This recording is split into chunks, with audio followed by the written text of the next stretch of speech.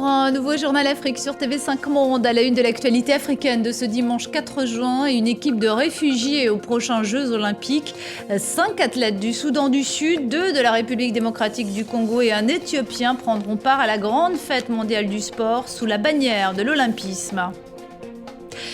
Puis nous irons au Maroc où les jeunes entreprises, les start-up comme on dit, ont bien du mal à trouver des financements, un obstacle d'autant plus grand à franchir que le financement participatif est interdit par la loi marocaine. Et puis à la fin de ce journal, comme chaque dimanche, focus sur l'Afrique en marche. Aujourd'hui à l'honneur Afrobytes, une plateforme dédiée à la tech africaine qui organise 2 jours de conférences pour rapprocher l'Afrique à l'Europe. Aouya Mohamed, cofondatrice d'Afrobytes, est avec nous. Ce sont des athlètes sans maison, sans drapeau, sans hymne et sans infrastructure, des athlètes réfugiés qui viennent d'Afrique pour la plupart d'entre eux, des sportifs que l'olympisme ne veut pas laisser sur le bord de la route des Jeux de Rio. Le CIO a décidé de les réunir au sein d'une équipe qui prendra part à la compétition sous le drapeau olympique. Les explications d'Emmanuel Godard. Il vit dans une favela de Rio, un logement de fortune. Il a fui son pays, la République démocratique du Congo. Depuis tout jeune, Popol se raccroche à une seule chose, le judo. Alors faire partie d'une équipe olympique, c'est un rêve qui se réalise. Pour moi, cet entraînement, c'est pour gagner une médaille, mais aussi pour que mon pays cesse de faire la guerre. Il faut donc que je m'entraîne beaucoup. Dans sa fuite, il était accompagné d'un autre judoka, une femme, Yolanda, visiblement très émue d'avoir elle aussi été sélectionnée pour les Jeux. Elle aussi en veut. Je m'entraîne pour accéder au podium. Rien d'autre, pas question de perdre. Le comité a ainsi voulu attirer l'attention sur un phénomène mondial qui prend de l'ampleur. C'est la première fois dans l'histoire que nous accordons autant d'importance au sort des réfugiés. Nous avons invité ces athlètes à défiler avec le drapeau du comité olympique. Au total, 10 athlètes vont faire partie de l'équipe des réfugiés. Parmi eux, Anis, nageur syrien, qui a de nouveau le sourire aux lèvres. Il y a aussi 5 sportifs originaires du Soudan du Sud. Nous allons dire au monde que les réfugiés sont des êtres humains comme les autres. Et l'équipe des réfugiés ressent la même chose que tous les autres humains. Ils seront une délégation, à eux tous, une délégation aux multiples visages, aux multiples histoires, aux multiples espoirs.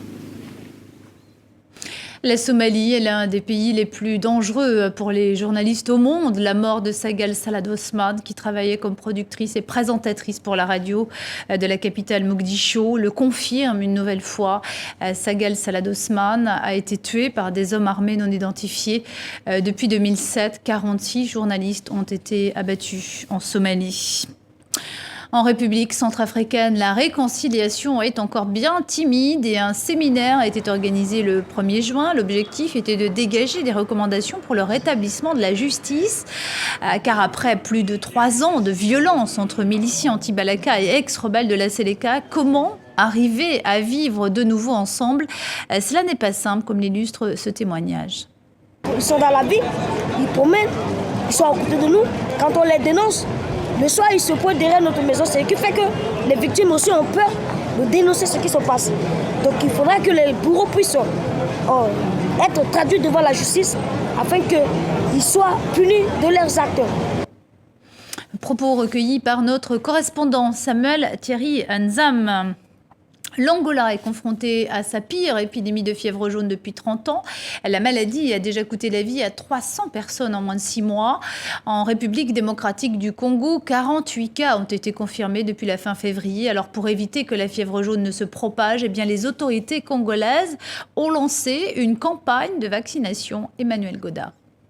Les bébés dès 9 mois, les femmes, les hommes, tous se précipitent vers les centres de vaccination. La fièvre jaune prend de l'ampleur, alors les autorités sanitaires lancent une vaste campagne. Ici, à Njili et à Mazina.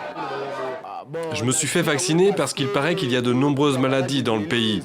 J'espère que ces maladies, comme la fièvre jaune, se tiendront loin de moi, car je suis vacciné. C'est en effet le seul moyen de se protéger de la maladie. Près de 50 cas ont été recensés et il y aurait déjà eu 4 morts, selon l'Organisation mondiale de la santé. Beaucoup de cas confirmés de fièvre jaune. Il y a déjà des gens qui meurent de fièvre jaune dans notre RDC, dans notre zone de santé d'Ingile. C'est ça maintenant qui fait qu'il y a une grande motivation des gens qui puissent venir chercher les vaccins. L'épidémie s'est propagée depuis l'Angola voisin, où déjà 300 personnes ont péri. Nous avons les vaccins VA, ce sont les accumulateurs, froids, et c'est comme ça que nous conservons. Les vaccins arrivent au fur et à mesure. Le risque de pénurie est palpable. Mais pour le moment, malgré la forte demande, les centres sont encore fournis. Et il y en a suffisamment. Chaque jour, on vient nous approvisionner après les services. La campagne de vaccination va s'étendre sur toute la ville de Kinshasa et les autorités vont renforcer les contrôles aux frontières. L'Afrique, un continent en marche et une terre d'émergence. Cette année, la 3e semaine française avait lieu à Kinshasa. Émergence de la République démocratique du Congo et opportunités d'affaires, tout était dit dans l'intitulé. Et au cours de la journée emploi qui clôturait l'événement samedi, eh bien, les organisateurs ont permis aux jeunes demandeurs d'emploi de rencontrer des entreprises françaises. Plus de 500 dossiers de jeunes chômeurs ont ainsi été traités. Faire rayonner l'entrepreneuriat et surtout les jeunes entrepreneurs africains, inventer une marque africaine, changer enfin le paradigme entre l'Europe et l'Afrique. C'est aussi une façon de faire avancer l'Afrique et c'est le credo d'Afrobytes, la première plateforme dédiée à l'innovation technologique africaine créée par Aweya Mohamed et Amine Youssouf. Aweya Mohamed, merci d'être avec nous sur le plateau de TV5 Monde. Alors pendant 2 jours, les 9 et 10 juin prochains, vous allez organiser une série de conférences. La philosophie de l'événement, c'est en fait de faire découvrir, de changer l'image qu'ici en Europe, les gens ont des jeunes entrepreneurs africains. Merci de me recevoir. Et avant toute chose, si vous le permettez, j'aimerais, comme je sais que vous êtes très connectés avec vos téléspectateurs, j'aimerais les inviter à se connecter sur afrobytes.com de manière à ce qu'ils puissent aussi suivre notre conversation. Donc, en effet, comme vous le disiez, on organise une conférence à Paris le 10 juin prochain dans le cadre du Festival Digital Futur en Scène. Et l'objectif, en effet, de la conférence est de rapprocher économiquement l'écosystème start-up européen et africain, avec une perspective, bien entendu, de développement de projets durables, responsable et surtout inclusif. Ah, vous me facilitez la transition. Justement, il va être question donc des écosystèmes, comme vous le dites. Vous allez notamment faire un focus sur le Rwanda, l'Éthiopie, le Kenya, le Sénégal. Pourquoi ces 4 pays, Aweya ? Alors, premièrement, par affinité, parce que ce sont des gens que nous avons rencontrés. Et deuxièmement, parce que ce sont des pays aussi qui sont très dynamiques, où ce secteur est également très accompagné. Il y a une grande diversité parmi ces écosystèmes, on a l'impression. Par exemple, le Kenya est assez avancé sur l'aide apportée aux jeunes entreprises. Absolument, le Kenya est, comme on dit, le pays pionnier. Le Rwanda est aussi très avancé par le fait déjà que son président est aussi le président le plus connecté et qu'il a vraiment compris que le digital pouvait aussi faire avancer les choses. Et puis pour le reste, encore une fois, c'était vraiment par affinité. Alors aujourd'hui, on voit beaucoup la Silicon Valley et les États-Unis s'intéresser aux startups africaines. D'ailleurs, il en sera question dans l'après-midi d'une des journées de cette conférence. Selon vous, de la part des États-Unis, c'est un réel intérêt de vouloir aider, financer ces jeunes entreprises, ou est-ce que c'est un moyen de se positionner pour pouvoir investir et trouver des parts de marché en Afrique ? Alors, c'est vrai que les États-Unis sont déjà sur le continent africain. Nous, en effet, on va donner la parole à des venture capitalistes, en effet, jeudi prochain, lors de notre conférence, en tout cas la première étape de notre conférence.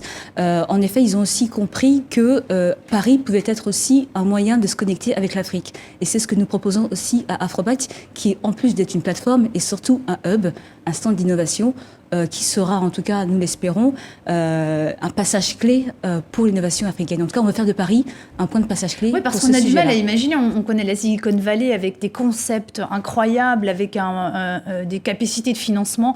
On a du mal à imaginer qu'ils puissent s'intéresser finalement aux startups qui sont extrêmement intéressantes au plan sociétal pour l'Afrique. On a du mal à comprendre l'intérêt des États-Unis. L'intérêt est assez, entre guillemets, logique, parce que sur le plan démographique, 2050, un habitant sur 4 sera sur le continent africain. Ce sera un marché qui sera difficile d'ignorer.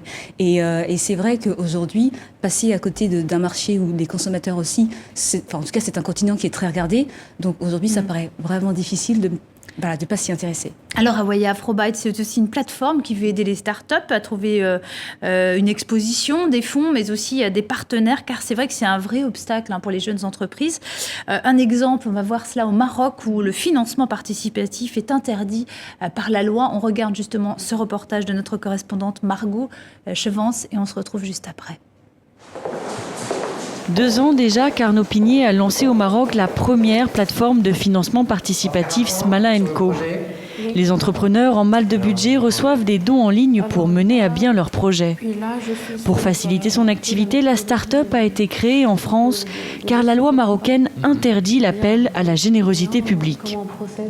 Au Maroc, il n'y a pas de vrais moyens de financement de projets. C'est-à-dire que les idées sont là, les stratégies sont là, mais pour lever des fonds, c'est un peu délicat. Conscientes de l'essor rapide du financement participatif, les autorités planchent déjà sur un projet de loi pour légaliser cette activité au Maroc. Aujourd'hui, une plateforme de crowdfunding permet à des Marocains de financer des Marocains. Et donc on est sur des modèles de financement qui sont autonomes, qui sont auto-centrés. Et ça, je pense que c'est aussi un apport majeur de cette nouvelle économie. Le jeune photographe Mehdi Jassifi a choisi Smala & Co pour financer son projet intitulé Chouma, qui signifie la honte. Une œuvre qui dénonce les mœurs conservatrices de la société marocaine. L'artiste aurait difficilement trouvé ailleurs les fonds suffisants. Pour avoir des financements sur des projets artistiques, c'est pas toujours évident. Donc je me suis dit, si les gens peuvent participer directement, ça crée une proximité, ça fait une communication à l'artiste. Donc là, aujourd'hui, j'ai atteint 52% du budget. Et ça a couvert les 2 premiers paliers qui sont quand même très très importants, qui permettent la réalisation du projet. Avec la moitié du budget récolté, Mehdi rejoint les 11 projets financés par Smala & Co depuis sa création. La plateforme ne veut pas s'arrêter là, son ambition, s'étendre jusqu'en Afrique de l'Ouest. Voilà, vous voyez, on voit donc cet exemple très difficile pour trouver des financements participatifs au Maroc. C'est toujours difficile, le premier financement, celui qu'on appelle l'amorçage, celui qui permet de faire émerger le concept d'une start-up. C'est celui qui est le plus difficile à décrocher pour tous les jeunes entrepreneurs, notamment d'Afrique. Absolument, et d'ailleurs, quand nous sommes allés là-bas, en tout cas à la rencontre des hubs avec lesquels nous travaillons aujourd'hui, ça a été entre guillemets leur première revendication. Ils nous ont dit, bon voilà, c'est vrai qu'aujourd'hui, nous on a besoin de visibilité, on a besoin de financement, et on aimerait aussi trouver des partenaires solides en Europe, en tout cas pour ceux qui visent l'international. Comment vous expliquez ces difficultés à trouver ce que vous appelez en fait la graine ainsi de le premier financement? Pour le continent africain, c'est assez simple. Je pense qu'au départ, il y a aussi une question de considération. C'est vrai que l'innovation africaine aujourd'hui est un peu regardée de loin et c'est la raison pour laquelle nous aussi, on fait venir des entrepreneurs très innovants qui ont des parcours exceptionnels. C'est vraiment l'Afrique de Harvard, de Princeton et de l'INSEAD qu'on fait venir à Paris justement pour travailler sur l'image du continent africain de manière à ce qu'on puisse aussi attirer l'attention de ceux qui regardent le continent africain, notamment l'innovation africaine, de loin. Justement, les gouvernants et les chefs de gouvernement et d'état de gouvernement, c'est eux peut-être qu'il faut arriver à convaincre, en tout cas, que l'avenir de l'Afrique sera dans ses capacités d'innovation à travers les jeunes entreprises. L'idée, à terme, d'Afrobytes, c'est de créer une marque Afrique, une sorte de label Afrique. Quels pourraient être les critères, selon vous, de cette marque? Alors, c'est vrai que l'idée de la marque Afrique ou de l'image de l'Afrique est une étape pour nous, justement pour, encore une fois, attirer l'attention et faire en sorte que les financements qui sont adressés aux startups africaines soient, entre guillemets, plus importants que ce que nous avons aujourd'hui. Même si aujourd'hui on parle de début, on aimerait que, c'est vrai, que 25 000 € pour la plupart du temps, c'est pas suffisant pour en tout cas faire avancer un projet. Ça reste très compliqué. Donc nous, on veut faire en sorte que le montant d'investissement pour les startups africaines augmente. Merci beaucoup, Awaya Mohamed, et bonne chance à vous. Et pour les gens qui voudraient intervenir pendant la conférence Afrobytes, ils pourront le faire, notamment le jeudi. Justement, c'est ce que je voulais vous dire. Comme j'ai conscience du fait que ceux qui sont sur le continent africain ne pourront pas venir, il y a un hashtag Afrobytes. Donc n'hésitez pas à l'utiliser le 10 juin prochain pour, entre guillemets, remettre... Et échanger via Twitter les questions et les réponses. Merci Awaya Mohamed d'être venu sur le plateau de TV5 Monde. Il y a une vie après le staff Benda Bilili. Plusieurs ex-membres du groupe de musique quinoise ont décidé de se retrouver autour du franco-britannique Dr L pour former les Mbongawa Stars. À l'arrivée, ça donne un savoureux mélange de rumba congolaise et d'électro-rock. Les Mbongawa Stars étaient sur scène ce week-end près de Paris. Pascal Achard, Julien Munzer et Julien Bouyez y étaient. Entêtant, le rythme, électrique, le son.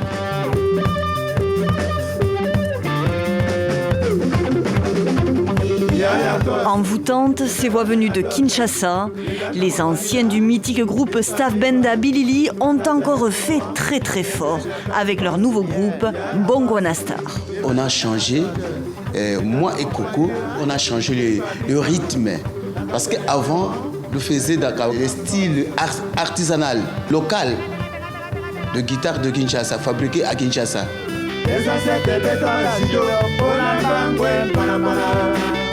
Quand on a créé Mbongwana, on a changé le son, et maintenant c'est électrique. Donc c'est rumba rock. On utilise maintenant rock électronique, donc afrobeat. Mbongwana, le changement en lingala et un premier album From Kinshasa qui se pare de son électro trituré par Dr L, musicien et producteur franco-britannique. Un groupe enrichi aussi de jeunes talents locaux. Kinshasa, 3e plus grande ville d'Afrique, vibre, bouillonne de multiples artistes encore méconnus. Nous avons des projets de construire aussi un studio un jour. Parce qu'à Kinshasa, il y a trop de musiciens du ghetto qui n'ont pas ce moyen pour s'en sortir, quoi. Révéler de nouveaux prodiges, créer une école de musique et aussi aider les personnes handicapées, l'aventure du Mbongwana Star ne fait que commencer. Allez, un mot des éliminatoires de la Coupe d'Afrique des Nations 2017 de ce dimanche. Le Ghana et la Guinée-Bissau sont qualifiés. Les Bissau-Guinéens peuvent dire merci au Kenya qui a battu le Congo. Dans le groupe L, la Guinée-Conakry est éliminée. Le Zimbabwe, lui, décroche son ticket. Et à l'issue de cette 5e journée, 7 places sont encore à prendre. La RDC et la Centrafrique sont encore en course. Les Fauves du Bas-Ubangi, battus à l'aller 4-0, se sont bien rachetés face à l'Angola. Ils s'imposent 3-1 et gardent donc des chances de se qualifier pour la CAN 2017 au Gabon. Un mot de cyclisme avant de se quitter avec l'arrivée de la première étape du Tour de la République démocratique du Congo. Étape disputée ce dimanche à Kisangani dans la province orientale. 13 équipes au départ, 10 nationalités différentes. Et à l'arrivée, c'est le Français Alexis Tourtelot qui remporte cette première étape. Voilà, c'est la fin de ce Journal Afrique, un journal que vous pouvez revoir sur le site internet de TV5 Monde ou sur la page Facebook de votre Journal Afrique. Excellente suite de programmes sur TV5 Monde.